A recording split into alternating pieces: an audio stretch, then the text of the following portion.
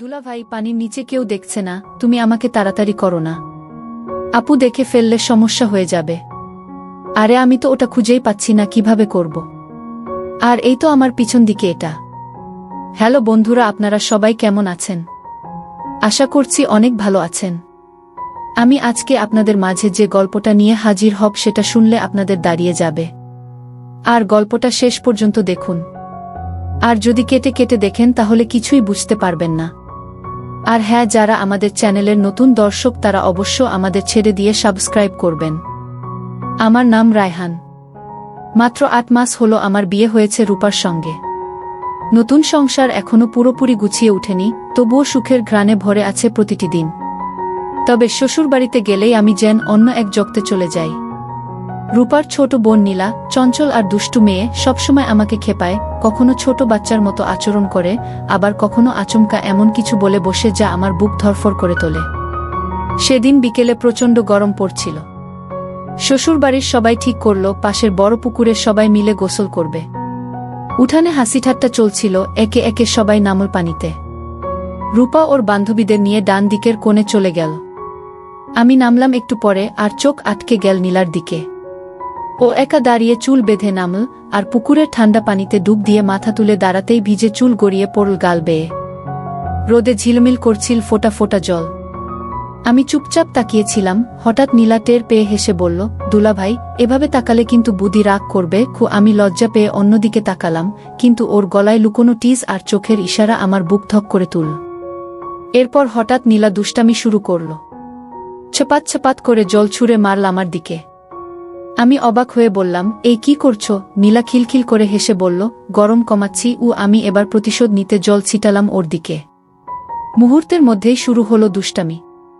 চারপাশে সবাই ছিল, তবুও আমাদের জলকেলির ভেতরে একটা আলাদা উত্তেজনা জমছিল। নীলা হঠাৎ খুব কাছে চলে এলো।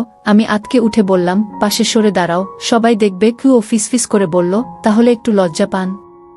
আমি তো শুধু খেলছি, কিন্তু সেই খেলার ভেতরে আমি অন্য কিছু খুঁজে পাচ্ছিলাম। ওর ভেজা চুল চোখের সামনে এসে পড়েছিল। আমি হাত বাড়িয়ে সেটাকে সরিয়ে দিলাম। আমার আঙুল ছুঁয়ে যেতেই নীলা কেঁপে উঠল, তারপর থেমে থেমে বলল, দুলাভাই, আপনি আমাকে এভাবে কি বাকিটুকু শেষ করল না, শুধু চুপচাপ তাকিয়ে রইল। আমি তখন বুঝলাম আমার বুকের ভেতরে জমে থাকা টানাপোড়েন শুধু আমার একার নয়, নীলার ভেতরেও কিছু জন্ম নিচ্ছে। আমরা দুজনেই চুপ হয়ে গেলাম। চারপাশের হাসাহাসি শব্দ মিলিয়ে গিয়ে যেন শুধু আমাদের নিঃশ্বাস শোনা যাচ্ছিল। ঠিক তখনই রূপা ডেকে উঠল, রায়হান, উঠবে না? কতক্ষণ লাগছে? আমি আতকে উঠে সরে গেলাম। নীলা থেমে থাকল, তারপর খুব আস্তে ফিসফিস করে বলল, একদিন শুধু তুমি আর আমি এই পুকুরে নামবো। আমি কিছু বললাম না, কিন্তু মনে হলো আমার বুক কেঁপে উঠছে। রাতে ঘুমাতে গিয়ে চোখ বন্ধ করলেও সেই মুহূর্ত মাথা থেকে সরল না। মনে হচ্ছিল নীলার ভেজা মুখ, সেই চাপা দৃষ্টি, আর ফিসফিস করা কথাগুলো আবার আবার আমার কানে বাজছে। আমি যতই তা ভুলতে চাইছিলাম, ততই যেন গভীর এক অদ্ভুত টানে ডুবে যাচ্ছিলাম। সেই দিনের ঘটনার পর থেকে আমার মন অদ্ভুত অশান্তিতে ভরে উঠল। নীলার চোখে ভাসা সেই রহস্যময় দৃষ্টি আর ফিসফিস করে বলা কথা আমাকে ঘুমাতে দিচ্ছিল না। আমি যতই সেটা ভুলতে চাইছিলাম, ততই যেন মনে হচ্ছিল কিছু একটা আমাকে টেনে নিয়ে যাচ্ছে ওর দিকে। এটা পরের দিন দুপুরে সবাই ঘুমিয়ে পড়েছিল। গ্রামের বাড়িতে দুপুরের সময়টা খুব শান্ত থাকে, চারপাশে শুধু পাখির ডাক আর হাওয়া বইতে থাকে। আমি উঠোনে বসে বই পড়ছিলাম। হঠাৎ দেখি নীলা এসে দাঁড়াল সামনে। ওর ভিজে চুলে তখনও গায়ের সাবানের ঘ্রাণ লেগে আছে। আমি অবাক হয়ে বললাম, এই সময় গোসল করলে? নীলা হেসে বলল, গরম লাগছিল তাই নেমে পড়লাম। তবে একা নামতে ভালো লাগছিল না। আমি কিছু বলার আগেই ও ধীরে ধীরে আমার কাছে এগিয়ে এল। চোখে মুখে দুষ্টামি মিশে থাকা সেই চাহনির ভেতরে অদ্ভুত এক টান লুকানো। ও হঠাৎ বলল, দুলাভাই, কাল তো সবাই ছিল, আজ যদি হতো শুধু তুমি আর আমি। আমার বুক ধরফর করে উঠল। আমি জোর করে হাসলাম, বললাম, এভাবে বলো না নীলা, কেউ শুনে ফেললে বিপদ হবে। নীলা আরেক পা এগিয়ে এসে ফিসফিস করে বলল, শুনলে শুনুক, আমি তো শুধু তোমার সাথে একটু খেলতে চাই। ওর কণ্ঠে ছিল শিহরণ মাখানো কোমলতা, আর চোখে স্পষ্ট রোমাঞ্চের ছায়া। আমি বাধা দিতে চাইছিলাম, কিন্তু নিজের ভেতরের এক অংশ যেন হেরে যাচ্ছিল ধীরে ধীরে। সেদিন বিকেলে রূপা আর শ্বশুর শাশুড়ি বাজারে গেল। বাড়ি প্রায় ফাঁকা। আমি উঠোনে বসে মোবাইলে কিছু দেখছিলাম। হঠাৎ নীলা এসে বলল, চলো দুলাভাই, পুকুরে যাই। রোদ পড়েছে, জল এখন ঠান্ডা হবে। আমি প্রথমে অস্বস্তি নিয়ে না বলতে চাইছিলাম, কিন্তু ওর টানাপোড়েন ভরা দৃষ্টি দেখে শেষ পর্যন্ত রাজি হয়ে গেলাম। পুকুর পাড়ে পৌঁছে নীলা আগে নামল জলে।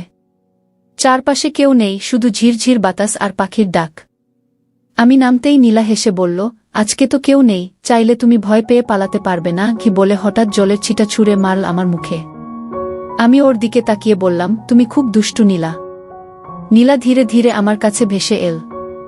ভিজে কাপড়ে ওর শরীর যেন পানির ফোঁটা গায়ে মিশে আলোর মতো ঝলমল করছিল। আমি একপাশে সরে যেতে চাইছিলাম, কিন্তু ও হঠাৎ আমার হাতটা ধরে ফেলল। ঠান্ডা পানির ভেতরেও সেই স্পর্শে আমার বুক কেঁপে উঠল।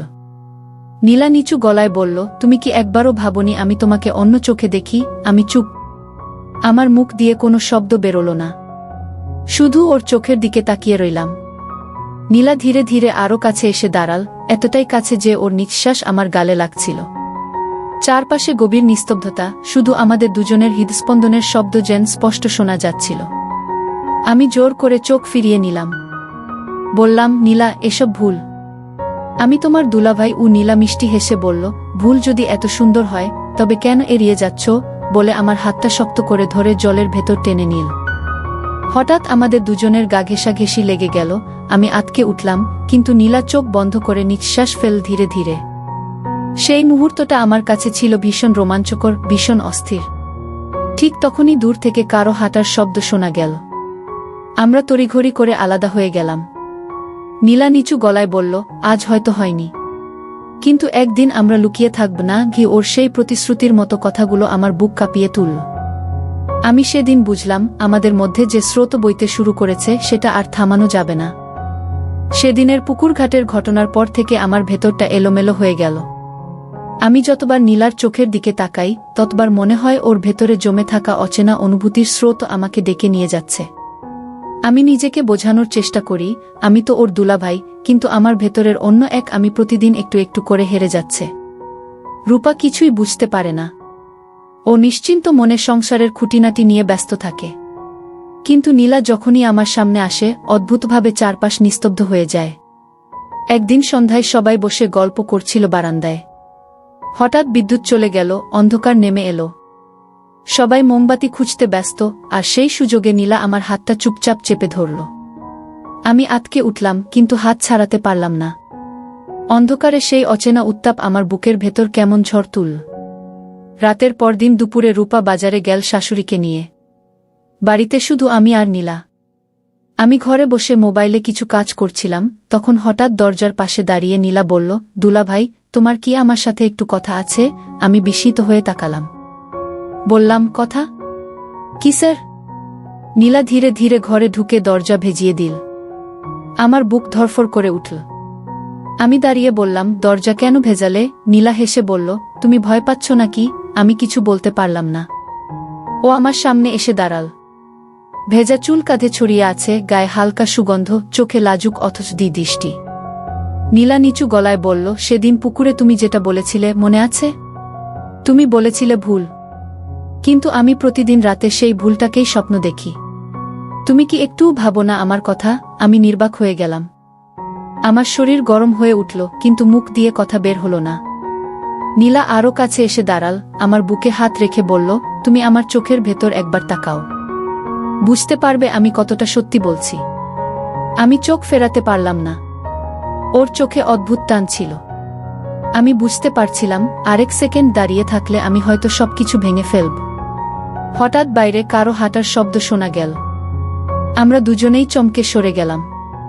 নীলা ফিসফিস করে বলল, আজ হয়নি, কিন্তু কোনো একদিন আমরা একে অপরের থেকে পালাতে পারব না। সেই কথাটা সারাদিন আমার কানে বাজতে থাকল। সন্ধ্যায় উঠোনে সবাই মিলে বসেছিল। রূপা রান্নাঘরে, শ্বশুর শাশুড়ি আড্ডায়। নীলা একপাশে বসেছিল, আর আমি দূর থেকে ওর দিকে তাকাচ্ছিলাম। আমাদের চোখ একবার মিলতেই বুক কেঁপে উঠল। ও চুপচাপ হাসল, যেন নিঃশব্দে আমাকে ডেকে নিচ্ছে। রাতে ঘুমানোর সময় রূপা ক্লান্ত হয়ে তাড়াতাড়ি ঘুমিয়ে পড়ল। আমি বিছানায় শুয়ে এপাশোপাশ করতে লাগলাম। জানালার পাশে দাঁড়িয়ে হঠাৎ দেখি নীলা উঠোনে যাচ্ছে। কৌতূহল আমাকে পেয়ে বসল। আমি আস্তে করে বাইরে বের হলাম। নীলা পুকুর ঘাটে বসেছিল একা, চুল খোলা, গায়ে হালকা শাড়ি। চাঁদের আলোয় ওকে স্বপ্নের মতো লাগছিল। আমি চুপচাপ এগিয়ে গেলাম। নীলা আমার দিকে তাকিয়ে আসতে বলল, তুমি এসেছ। আমি জানতাম। আমার বুক কাঁপছিল। আমি বললাম, নীলা, এভাবে আমাদের একসাথে আসা ঠিক না গিয়ে। নীলা মৃদু হেসে বলল, ঠিক না জেনেও তুমি তো এসেছ, কারণ তুমি চাও। আমি নির্বাক। সেই মুহূর্তে মনে হচ্ছিল চারপাশে আর কেউ নেই, শুধু আমরা দুজন আর নিস্তব্ধ রাত। হঠাৎ নীলা আমার হাত ধরল। ঠান্ডা চাঁদের আলোয় সেই স্পর্শ যেন আগুনের মতো জ্বলে উঠল। আমাদের চোখে চোখ আটকে গেল। আমার ভেতরে তীব্র টানা পড়েন, একদিকে ভয়, অন্যদিকে এক অদম্য আকর্ষণ। নীলা ধীরে ধীরে কাছে এসে ফিসফিস করে বলল, একদিন এই নদীর জলের মতো আমরা দুজনও একে অপরের ভেতর ডুবে যাব। তখন কেউ আমাদের আলাদা করতে পারবে না। আমি আর কোনো উত্তর দিতে পারলাম না। শুধু নিস্তব্ধ রাতে দাঁড়িয়ে রইলাম, বুকের ভেতর তীব্র ঝড় বইতে লাগল। নীলার সেই ফিসফিস করা কথাগুলো আমার ভেতর আগুন জ্বালিয়ে দিয়েছিল। চাঁদের আলোয় ওর চোখের ঝিলিক, হাতের উষ্ণতা আর সেই অদ্ভুত প্রতিশ্রুতি আমার ঘুম কেড়ে নিল। সারারাত এপাশপাশ করলাম, কিন্তু ঘুম এলো না। রূপা নিশ্চিন্তে ঘুমিয়ে আছে, অথচ আমার বুকের ভেতর ঝড় বয়ে যাচ্ছে। পরের দিন সকালটা স্বাভাবিকভাবেই কাটল। সবাই মিলে নাশতা করছিল, কেউ কিছু বুঝতে পারেনি। কিন্তু আমার চোখ বারবার চলে যাচ্ছিল নীলার দিকে। ও যেন বুঝতে পারছিল আমি তাকাচ্ছি, কারণ মাঝে মাঝে চোখ মেলে তাকিয়ে হেসে দিচ্ছিল।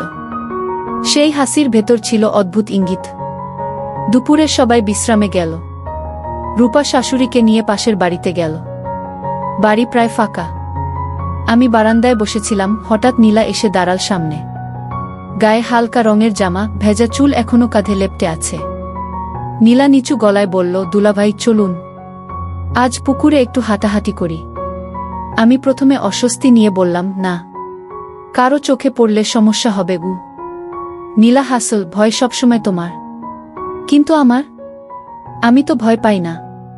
ওর দৃষ্টিতে এমন দ্বিধা ছিল যে আমার পক্ষে আর না বলা সম্ভব হল না। আমি চুপচাপ ওর সঙ্গে পুকুর ঘাটে গেলাম। চারপাশে নির্জনতা, শুধু হাওয়া আর পাখির ডাক। নীলা জলে নামল, হাত দিয়ে খেলাচ্ছলে ছিটা ছুঁড়ে আমার গায়ে মারল। আমি বললাম, আবার শুরু করলে? নীলা হেসে বলল, তুমি জানো আমি তোমাকে এভাবেই চাই। খেলতে খেলতে, কাছে আসতে আসতে। আমি চুপচাপ তাকিয়ে রইলাম। ও ধীরে ধীরে ভেসে এসে আমার খুব কাছে দাঁড়াল। আমাদের মাঝের দূরত্বটা একেবারে অদৃশ্য হয়ে গেল। ভিজে চুল কপালে নেমে এসেছিল, আমি হাত বাড়িয়ে সরিয়ে দিলাম। ও চোখ বন্ধ করে নিঃশ্বাস ফেলল ধীরে ধীরে। সেই মুহূর্তে চারপাশের সবকিছু থেমে গেল যেন। শুধু জলের মৃদু শব্দ আর আমাদের নিঃশ্বাসের শব্দ শোনা যাচ্ছিল। নীলা ফিসফিস করে বলল, তুমি জানো আমি স্বপ্ন দেখি, যেখানে তুমি শুধু আমার। বুদ্ধি নেই, কেউ নেই, শুধু তুমি আর আমি। আমার বুক ধকধক করতে লাগল। আমি বুঝতে পারছিলাম এই পথে এগোলে আর ফেরা হবে না। কিন্তু আমার ভেতরের তীব্র আকর্ষণ যেন আমাকে টেনে নিচ্ছিল ওর দিকে। আমি বললাম, নীলা, এটা ভুল। নীলা সঙ্গে সঙ্গে বলল, ভুল হলেও আমি এই ভুল চাই। আমাদের চোখে চোখ আটকে গেল। সময় যেন থমকে গেল। ঠিক তখনই দূর থেকে কারো হাঁটার শব্দ শোনা গেল। আমরা তড়িঘড়ি করে আলাদা হয়ে গেলাম।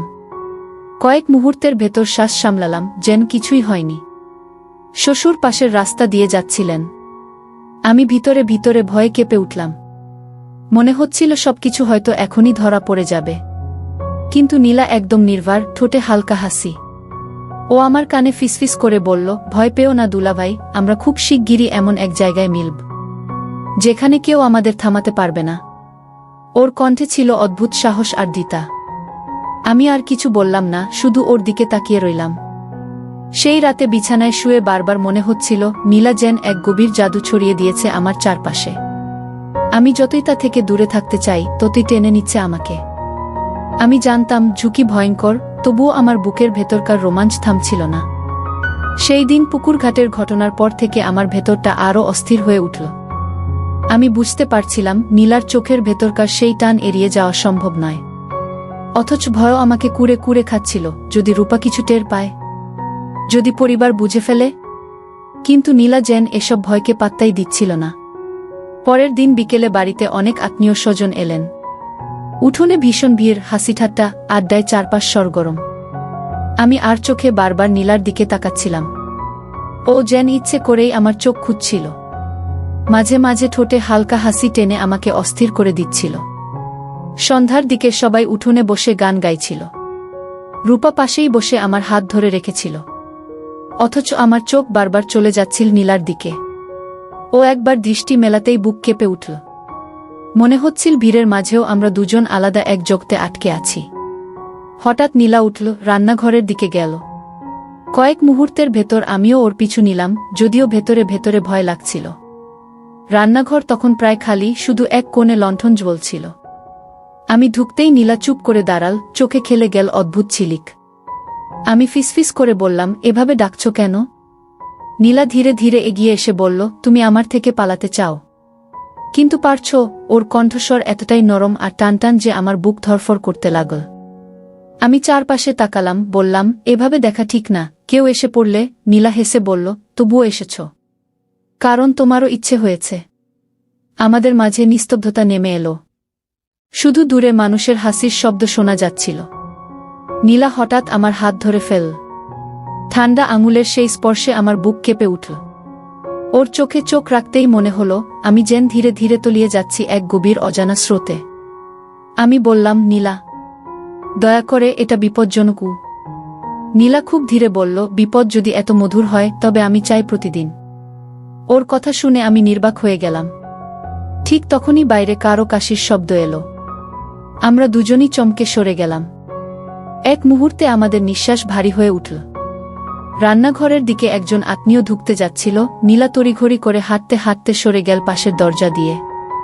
আমি দাঁড়িয়ে রইলাম, বুকের ভেতর ধকধক শব্দ হচ্ছিল। কোনোমতে স্বাভাবিক ভান করে আমি বের হয়ে এলাম। চারপাশের কেউ কিছু বুঝতে পারেনি, কিন্তু আমার মনে হচ্ছিল সবাই হয়তো সব জেনে ফেলেছে। সেদিন রাতে ঘুম হল না। রূপা নিশ্চিন্তে পাশে শুয়েছিল, আর আমি জানালার বাইরে তাকিয়ে থাকলাম।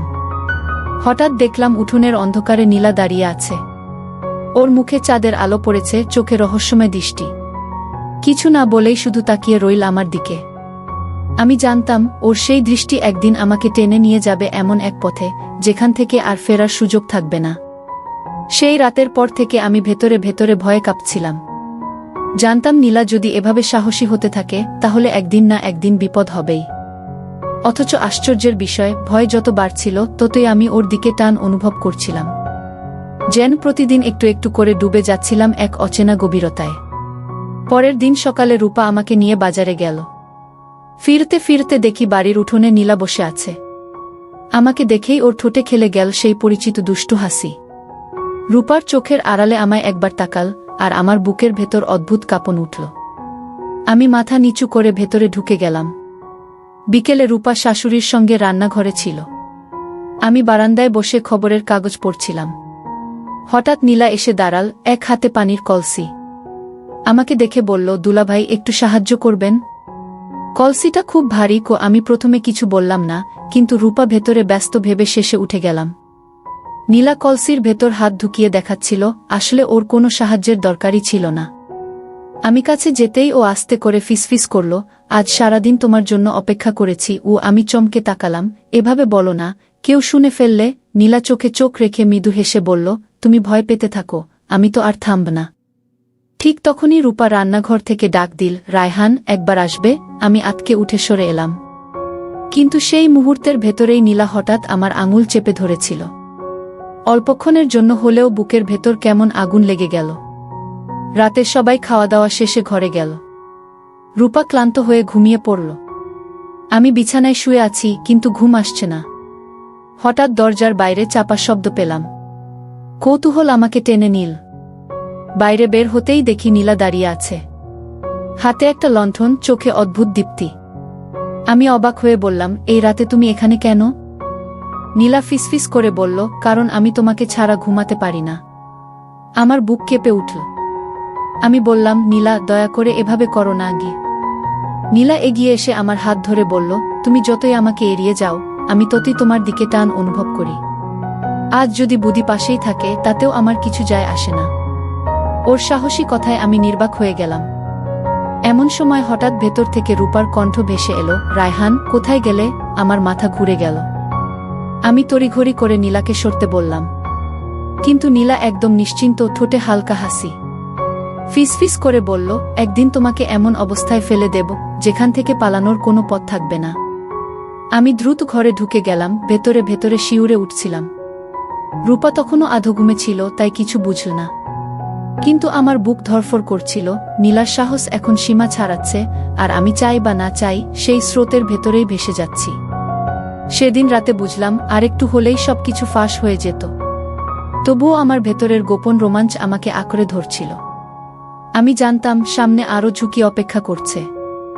সেদিন রাতে নীলার সেই কথাগুলো আমাকে সারারাত তাড়িয়ে বেড়াল। একদিন তোমাকে এমন অবস্থায় ফেলে দেব যেখান থেকে পালানোর কোনো পথ থাকবে না। গিয়ে আমি জানতাম ও যা বলে তা করেও দেখায়। তাই ভেতরে ভেতরে ভয়ের সঙ্গে সঙ্গে এক অদ্ভুত শিহরণও কাজ করছিল। পরের দিন বিকেলে রূপা বলল, আজ আমরা সবাই মিলে উঠোনে বসে গল্প করব।